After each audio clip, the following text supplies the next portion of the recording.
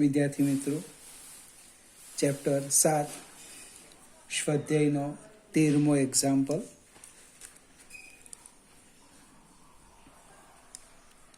એક બાળક તેના બે હાથ પહોળા કરીને ટર્ન ટેબલના કેન્દ્ર પર ઊભેલો છે. ટર્ન ટેબલ એ 40 પરિભ્રમણ પર મિનિટની કોણીય ઝડપથી ભ્રમણ કરે છે. જો આ બાળક તેના બંને હાથને પાછા વાળે અને તેનાથી તેની જડત્વની ચાકમાત્રાનું મૂલ્ય ઘટીને પ્રારંભિક જડત્વની ચાકમાત્રાના મૂલ્ય કરતાં 2/5 ગણું થાય તો કોણીય ઝડપ શોધો. અને બીજો મુદ્દો છે એની ગતિ ઉર્જાની સરખામણી કરો. હવે બે ફિગર આપેલી છે, આપણે બે આકૃતિ લઈએ. આ એક ટર્ન ટેબલ છે જે ભ્રમણ કરે છે. અહીં એક વ્યક્તિ છે, એ કેન્દ્ર ઉપર ઊભેલો છે, એના હાથ આમ છે. એની કોણીય ઝડપ આપણે ω1 કહીએ. હવે એ બાળક શું કરે છે, એના બંને હાથ આમ નજીક લાવી દે. તે સમયની કોણીય ઝડપ આપણે શોધવાની છે. ω1 આપેલા છે 40 રિવોલ્યુશન પર minute.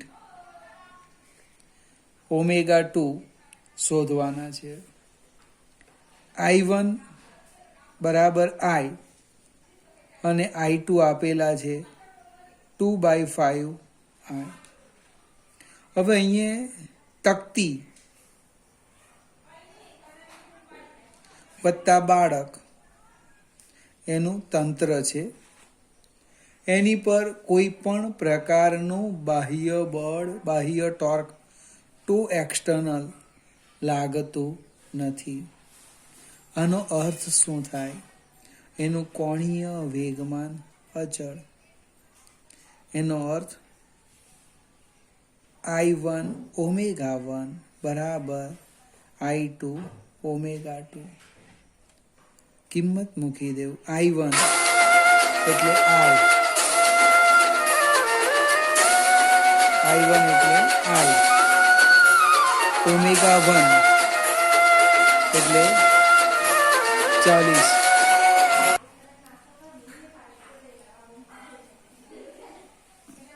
II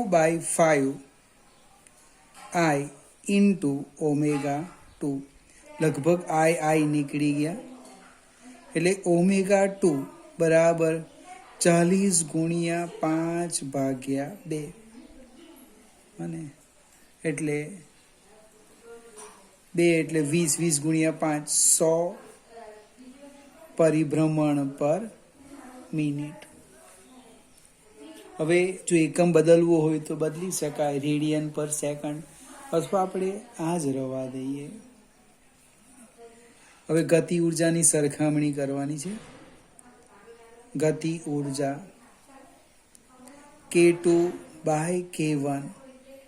K2 1/2 I1 ω1² divide by 1/2 I2 ω2².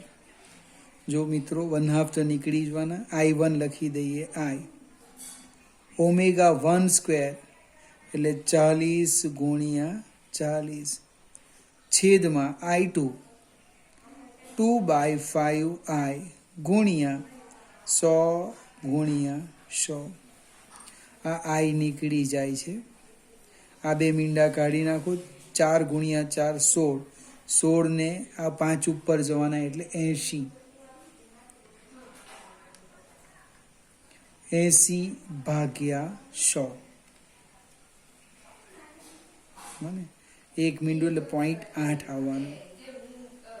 કંઈક ભૂલ થઈ ગઈ. કઈ ભૂલ થઈ ગઈ મિત્રો? K2 1 બને તો અહીંયા K1/K2 કરી દઈએ આપણે. અહીંયા સામે ઉપર અંશમાં 1 લખ્યું ને આમાં 2 લખ્યું. K1/K2. K1/K2. K1/K2 બરાબર 0.8 અથવા ઉલટાવી કાઢો. આપણો પ્રશ્ન સમજાવું અને આમ કરી દેવું. K2/K1 100/80 આ નીકળી જાય છે બને, એટલે કે 10/8. 10/8 એટલે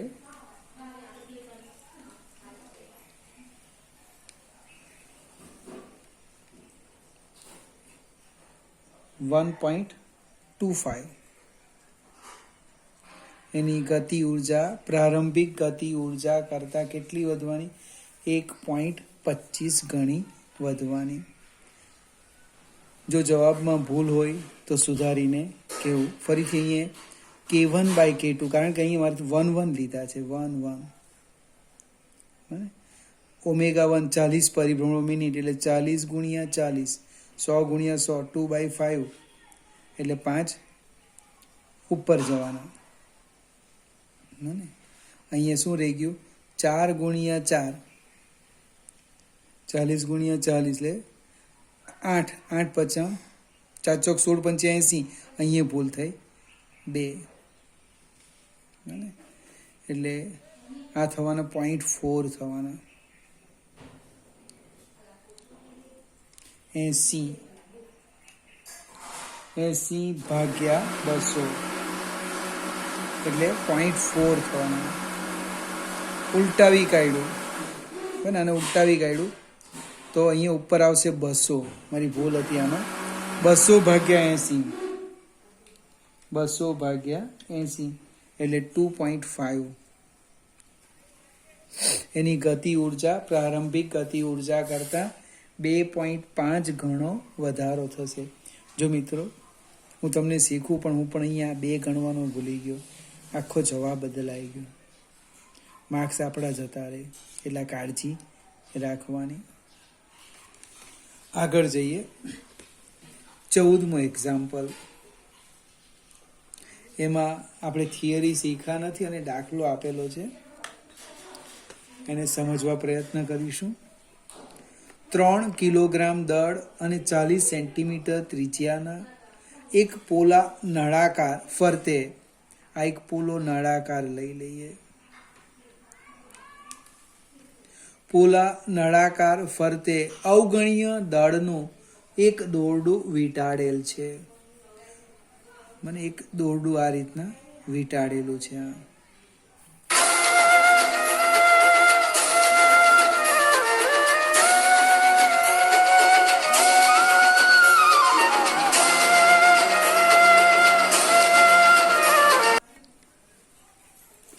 આપણે દળ છે 3 કિલોગ્રામ,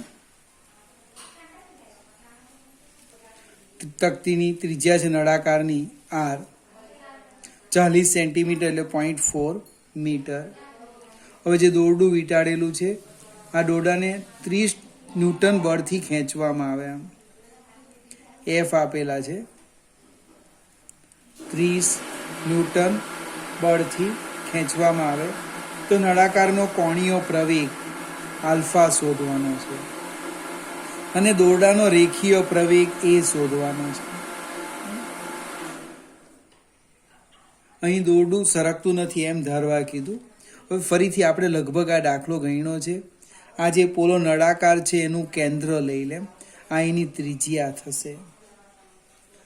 તો પોલા નળાકારની જડત્વની ચાક માત્રા શોધો.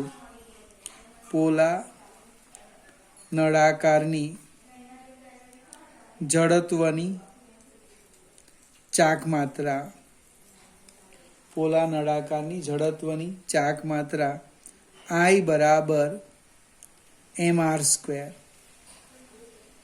m દળ છે 3, r² 0.4 નો વર્ગ, 0.4 નો વર્ગ એટલે 0.16, 0.4 × 0.4 × 3 એટલે 0.48, જે ખરેખર આપણે માંગ્યું નથી પણ શોધી કાઢ્યું, કિલોગ્રામ × મીટર².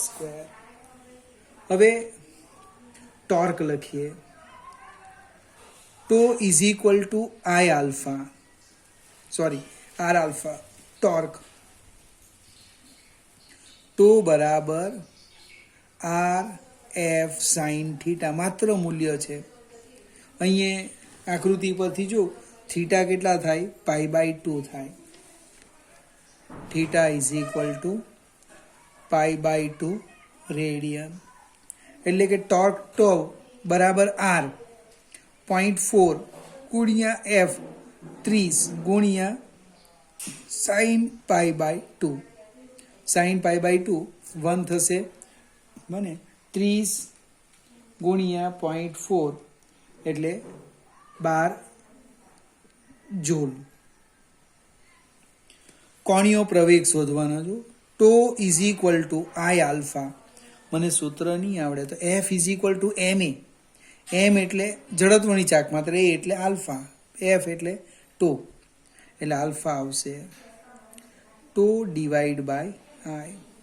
ટોર્ક છે 12 અને આઈ આવ્યા 0.48. બને 12 ભાગ્યા 0.48 એટલે કેટલો આવે છે 25 રેડિયન પર સેકન્ડ સ્ક્વેર. આલ્ફા આવી ગયા 25 રેડિયન પર સેકન્ડ સ્ક્વેર. હવે સ્પર્શીય પ્રવેગ જે આપણે થિયરીમાં આવ્યો નથી, આ દોરડાનો પ્રવેગ કેટલો બને, તો એનો જે પ્રવેગ છે એ સ્પર્શીય પ્રવેગ આવે, ટેન્જેન્શિયલ બને. એ તમારે યાદ રાખવાનું બને. એ બરાબર એટી બને. રેખીય પ્રવેગની વાત કરું છું, રેખીય કોણીય નહીં.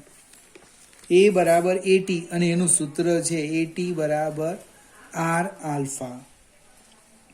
આર 0.4 ગુણ્યા 25 એટલે જવાબ આવશે 10 મીટર પર સેકન્ડ સ્ક્વેર. ફરીથી આ સ્પર્શીય પ્રવેગ, ટેન્જન્શિયલનો ટી લખેલો છે. સૂત્ર યાદ રાખવાનું આર આલ્ફા. સાબિતી જોઈતી હોય તો કદાચ આની આગળની જૂની બુક શોધવી પડે. એમાં 2 પ્રવેગ આપેલા, એક સ્પર્શીય પ્રવેગ અને એક ત્રિજ્યાવર્તી પ્રવેગ. દોરડું તો સીધું રેખીય ગતિ કરે એટલે એને ત્રિજ્યાવર્તી પ્રવેગ નહીં આવે, એટલે એ ઇઝ ઇક્વલ ટુ એટી થવાનું. ત્રિજ્યાવર્તી પ્રવેગ આ દિશામાં આવે. આગળ જઈએ. 15મો એક્ઝામ્પલ. એક રોટરને 200 રેડિયન પર સેકન્ડ ના સમાન કોણીય ઝડપ જાળવવા માટે engine 180 newton into metre torque પ્રસ્થાપિત કરવું આવશ્યક છે. આ માટે એન્જિનનો કેટલો પાવર આવશ્યક છે? હવે રોટરનો કોણીય વેગ આપેલો છે ઓમેગા. જો આ પૂછી શકે, આવા જ નાના નાના દાખલા પૂછાય. 200 રેડિયન પર સેકન્ડ. ત્યાર પછી ટોર્ક આપેલું છે ટો 180 જૂલ અને પાવર પી શોધવા કીધું. હવે પાવરનું સૂત્ર પી બરાબર એફ વી. એફ એટલે ટાઉ, વી એટલે ઓમેગા. કિંમત મૂકો 180 ગુણ્યા 200 અને 18 દુ 36 ને ઉપર બીજા 3 મીંડા મૂકી દેવું. બને આ શું આવ્યું? વોટ. કોઈ કહે કે મને 1000 નથી ગમતા તો આમ લખું 36 ગુણ્યા 10⁻³ વોટ. આ 10⁻³ પણ નથી ગમતા તો કિલો લખી દઉં, કિલો વોટ. હવે પ્રશ્ન છે સૂત્રનો. પાવર પી બરાબર એફ વી છે, રેખીય ગતિ. એફની જગ્યાએ ટોર્ક લખવાનું, વીની જગ્યાએ ઓમેગા લખવાનું. સહેજ આપણે આગળ જઈએ. એક થિયરી છે અને સમજવાનું છે. પરીક્ષામાં પૂછાય ન પૂછાય એ ગૌણ વસ્તુ છે. આર ત્રિજ્યાની એક સમાન તકતીમાંથી r/2 ત્રિજ્યાનો એક ગોળાકાર છિદ્રને કાપવામાં આવે છે. આ છિદ્રનું કેન્દ્ર મૂળ ડિસ્કના કેન્દ્રથી r/2 અંતરે છે. પરિણામી સપાટ પદાર્થનું ગુરુત્વ કેન્દ્ર એટલે કે દ્રવ્યમાન કેન્દ્ર શોધો. હવે માત્ર પહેલા આકૃતિ સમજીએ, પછી બીજી વાત કરીએ. આ એક મૂળ તકતી છે અને આ એનું દ્રવ્યમાન કેન્દ્ર છે, એ આપણને ખબર છે. હવે યામ પદ્ધતિ પસંદ કરવાના કે ઉગમ બિંદુ એ દ્રવ્યમાન કેન્દ્ર પર રહે અને યામ પદ્ધતિ આ રીતના લઈ લઈએ, એક્સ અને વાય અક્ષ. ઉગમ બિંદુ ક્યાં આવી ગયું? એના દ્રવ્યમાન કેન્દ્ર પર. આની જે ત્રિજ્યા છે એ આપણને આપી છે, આર આપી છે. હવે આમાંથી એક r/2 ત્રિજ્યાવાળો ભાગ કાપી લે તો ગમે ત્યાંથી કપાય, પણ એ સૂચના આપી છે કે આનાથી r/2 અંતરે, એટલે ધારો કે હું અહીંયા લઈ લેમ તો આટલો ભાગ હું કાપી લેમ, આટલો ભાગ આપણે કાપી લેવાના. તો આ જે બાકી રહી ગયો એ ભાગના દ્રવ્યમાન કેન્દ્રનું સ્થાન શોધવાનું. હવે જો મારી પાસે 3 વસ્તુ છે, સમજવા પ્રયત્ન કરજો. એક તકતી, મને હું આ રીતના લખીશ, એક તકતી છે. હવે જે તકતી છે એનું દળ લખી દેમ, દળ એનું કેપિટલ M. એના દ્રવ્યમાન કેન્દ્રનો સ્થાન સદિશ લખું, કેટલો? 0 0. કેમ ભાઈ 0 0 લખ્યું? તો કે તકતી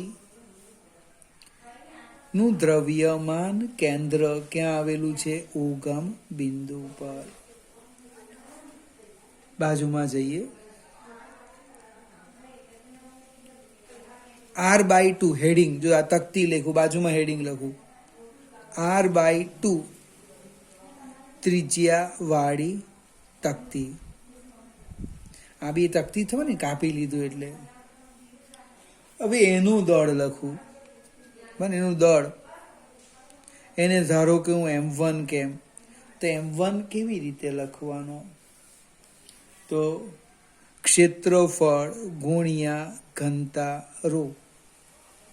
પુષ્ઠ ઘનતા લખું, પુષ્ઠ ઘનતાની ખરેખર સંજ્ઞા લઈએ તો સિગ્મા પણ લેવાય, રો લખાઈ ગયું, કંઈ વાંધો નહીં. એ એટલે pi r/2 whole square into rho. r/2 એટલે આ તકતીની ત્રિજ્યા કેટલી છે? r/2 છે. આ ત્રિજ્યા કેટલી છે એની? r/2. એનો અર્થ આમ થવાનું, પાઈ r² રો બાય 4. આપણે અહીંયા તકતીનું દળ લખી શકીએ. જો આ સ્ટેપ લખું છું, દળ એટલે અહીંયા સાઈડ પર લખું છું. એમ કેવી રીતે લખવાનો? તો કે ક્ષેત્રફળ ગુણ્યા ઘનતા. ક્ષેત્રફળ પાઈ r² ઇન્ટુ રો. આ કેપિટલ M બરાબર શું થવાનું? પાઈ r² ઇન્ટુ રો. તો પાઈ r² રો એટલે અહીંયા એમ લખાય, m1 કેટલા થવાના? તો કે m/4. ખ્યાલ આવી ગયો કે આ r/2 ત્રિજ્યાવાળી તકતીનું દળ કેટલું આવ્યું? તો કે m/4. કેવી રીતના? તો દળ બરાબર ક્ષેત્રફળ ગુણ્યા પુષ્ઠ ઘનતા. ક્ષેત્રફળ પાઈ r² રો.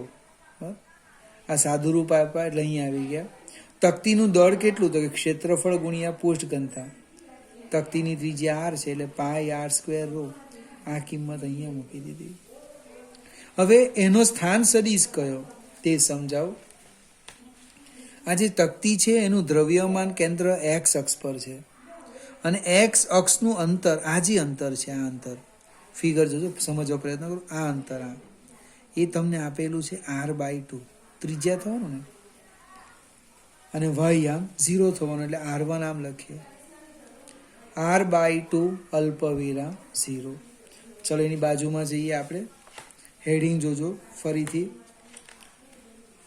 પહેલાં મેં કોની વાત કરી? તકતીની. દળ મેં અહીંયા લખેલું છે. પછી r/2 ત્રિજ્યાવાળી તકતીનું દળ અને સ્થાન સદિશ. બાકીનો ભાગ, બીજું હેડિંગ, બાકીનો ભાગ. બાકીનો ભાગ એનું દળ લખું m2. તો કે કુલ દળ ઓછા r/2 ત્રિજ્યાવાળી તકતીનું દળ 4 છે 4 એટલે એનું દળ આવવાનું 3/4m. લસા લેવાનું બને 4 માંથી 1 જશે એટલે 3 આવશે. અને એના દ્રવ્યમાન કેન્દ્રનો સ્થાન સદિશ શોધવાનો. હું ધારી લેમ XY. આટલી વસ્તુ આપણે લખી. ફરીથી આ એક્ઝામ્પલની સમજૂતી આપો.